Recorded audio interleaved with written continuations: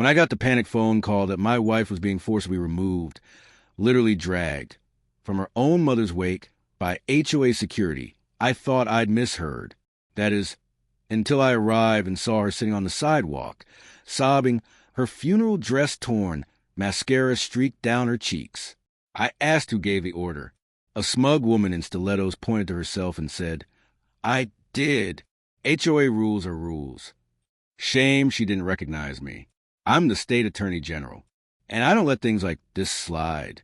It's not every day you see your wife treated like a trespasser on her childhood front lawn, especially not while saying goodbye to her mother. But there I stood on a gray Tuesday afternoon in Maple Ridge Estates, staring at the wreckage of what should have been a quiet, respectful goodbye. Lisa, my wife, had barely held it together since her mother passed. This wake, modest and intimate, was the one thing grounding her. It was her closure. Until Rachel Buckley, the self-declared queen of the HOA, decided it violated Section 7B, unauthorized gatherings. I crouched beside Lisa, held her close, smoothed her hair. She clung to me like a drowning person clings to a life raft. The humiliation etched into her face was something I would never forget. Then I stood up. "Who authorized this?" I asked, keeping my voice even. "I did," Rachel said proudly, like she'd just won a medal. I nodded. "Right." We left quietly. I drove Lisa home, listened to her cry the whole way, made her tea, helped her out of her torn dress. When she finally collapsed into sleep, I opened my laptop. Not for work. For war. Let's rewind a bit. Lisa's mom, Beth, moved into Maple Ridge Estates 4 years ago. Back then, the HOA was strict but manageable. Then Rachel took control. And suddenly, the neighborhood felt more like a dictatorship than a community. Beth was the kind of woman who brought casseroles to new neighbors, who knew everyone's name, who loved potlucks and gardening. Even when she got sick, Lisa and I were there, trimming hedges, driving her to appointments, keeping the place in shape. But that didn't matter to Rachel. First came fines for garbage bins left out 5 minutes too long. Then violations over the mailbox color. Once, we got a written warning because our car was parked 2 inches over the edge of the driveway. Rachel never once asked what I did for a living. She just assumed.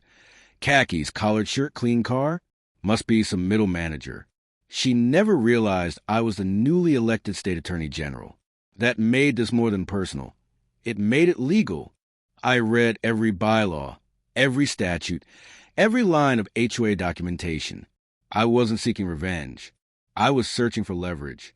And it didn't take long. Their own rules required mediation for any fine over $500.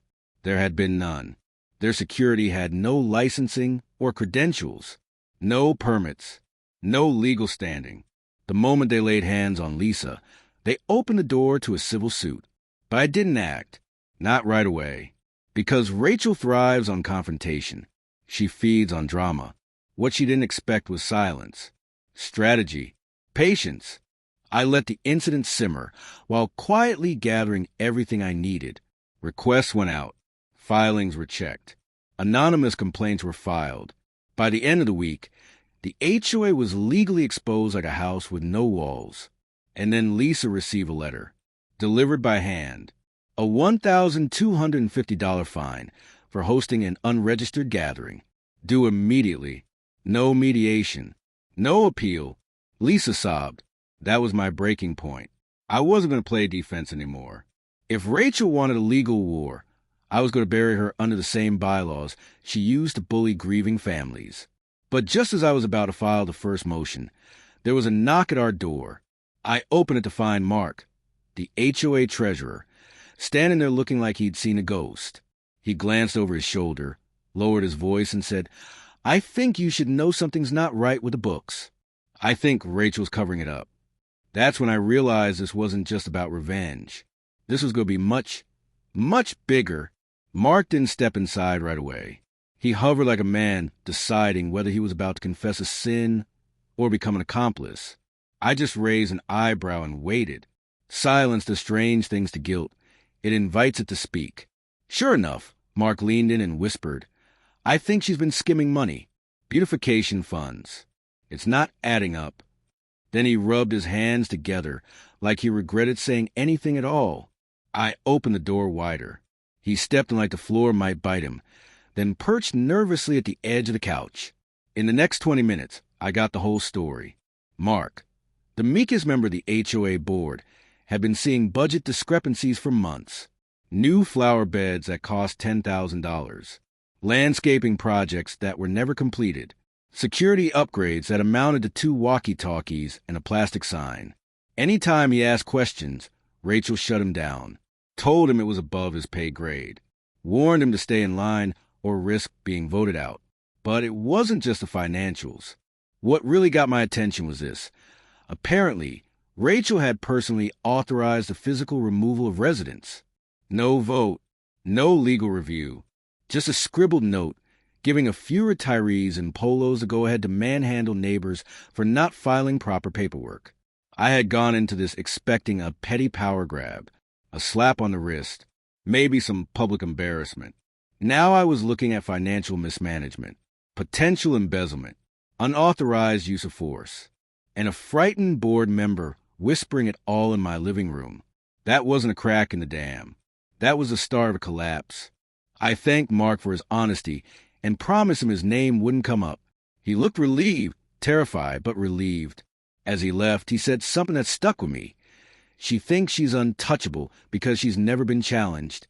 Just don't underestimate her. She fights dirty. Cute. I fight with court subpoenas. The next morning, I got to work. I filed a public records request with the HOA board, demanding financial transparency under state nonprofit disclosure laws. I gave them 30 days to comply. If they didn't, I'd escalate it to the Attorney General's office, which, funny enough, was me. Then I contacted an independent audit firm. I asked them to do a preliminary review of public financial records. They found over $20,000 in miscategorized expenses, landscaping billed twice, equipment purchases from non-existent vendors, and one particularly interesting payment labeled consulting services that led directly to a relative of Rachel's. But then something unexpected happened. Mark, a quiet neighbor, knocked on my door holding a package. Said he found it on his porch. No name, no note. Inside were photocopies of internal HOA emails. Threads between board members. One from Rachel read, "He doesn't know who he's messing with. I don't care if his wife's mother died. Rules are rules. If he keeps pushing, I'll find a way to evict them." She had no idea that sentence would be her undoing. Because now, I wasn't just building a case. I was preparing to take down her entire empire. And Rachel, in all her arrogant glory, had just handed me the match. The only question left, how big a fire did I want to start? I didn't speak right away. I sat in the back row, arms crossed, just watching as Rachel tried to open the meeting. Her voice trembled as she read from a typed agenda. When she finally asked if there were any public comments, I stood. She saw me, and for a moment, I thought she might run. I walked to the front, pulled a printed packet from my folder, and set it on the podium. "My name is Nate Carter." I said clearly, calmly, "Some of you know me. Some of you only know what's happened to my wife and me these last few weeks. But what most of you don't know is that I am also the state attorney general. And I've been watching this HOA violate laws, intimidate residents, and exploit grieving families for long enough." The room went silent. Someone in the back inhaled sharply. Rachel opened her mouth, closed it again.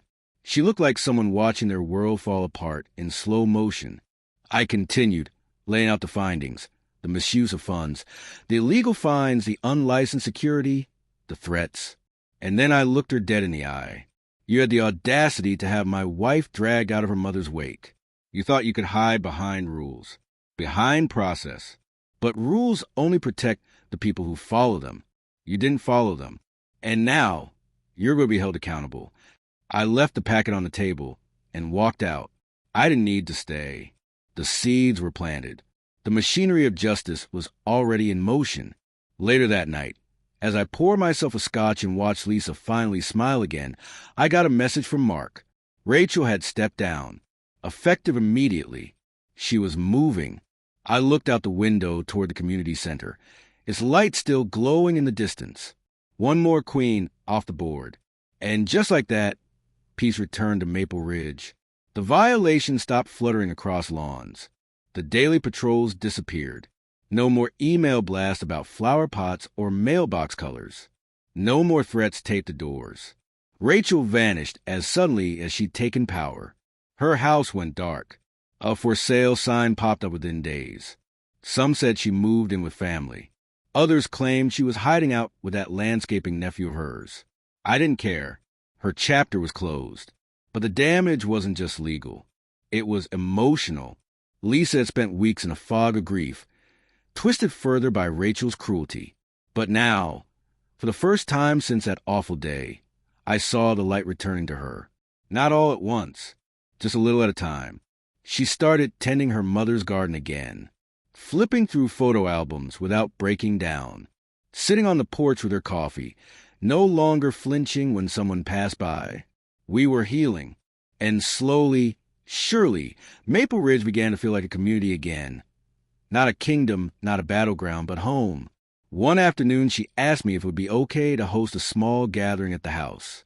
Nothing big, just a few family members and close friends who hadn't gotten a chance to say goodbye properly. Of course, I said yes. She was nervous, still traumatized by what happened the first time.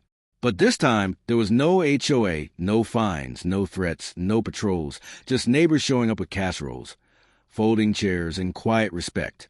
I watched her move through the gathering, greeting people with soft hugs, offering tissues, even laughing gently when her cousin shared a silly memory about her mother's obsession with labeling Tupperware. It was healing, and it was long overdue. I stood off to the side with a drink in hand and realized something that surprised me. I wasn't angry anymore. The fight had consumed me for weeks. Every motion I filed, every document I uncovered, every trap I laid, it had all been fueled by fury and a need for justice. But watching Lisa finally at peace made me realize what the fight had really been about. Not revenge, not power, just love. Love for someone who deserved to grieve without fear. That night, after the guests left and we cleaned up the last of the coffee cups and cake plates, Lisa sat beside me on the couch and said, "I think Mom would have been proud of how you handled all of this." I smiled, touched her cheek. She always liked me more than she let on. She laughed, really laughed. The sound filled the room like fresh air. The legal proceedings against the HOA board members continued quietly in the background. I stayed out of the spotlight. Vera was more than capable of seeing it through. And I didn't want the story to be about me. I wasn't interested in headlines. I was interested in accountability.